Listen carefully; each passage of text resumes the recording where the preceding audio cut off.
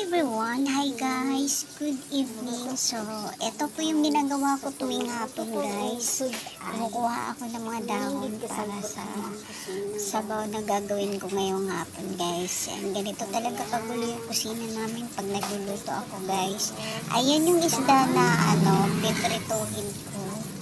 Nakamarinate na yan guys. Bangus yun guys. Ayan, pinipirito ko siya para sa ulam namin ngayong hapunan.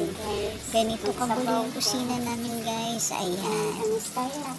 Ayan. Yung isasabawan ko guys. Ulo ng isda yan. Ayan. So, pagkatapos kong gawin ko guys, siya nga pala guys, nag-grocery ako kanina. Tapos ito nga pala yung nabili ko, mali na naman ako. Akala ko mantika, yun pala vinegar. Ganito pala yung kulay, may ganito palang kulay na vinegar guys. So, hindi ko kasi napansin, basta na lang ako dampot kanina. Kaya nga pala nagtaka ako kung bakit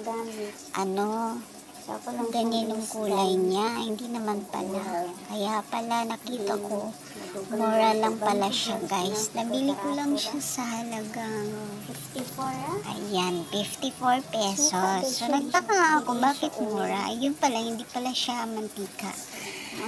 Vinegar pala siya. Diyos mio marimar. Ito pala yung mga nabili ko sa grocery kanina. Hotdog, tsaka may nuggets din. Isa yan sa mga paborito ng mga anak ko. Lagi nilang kasi inaano sa akin na bibili ng gano'n.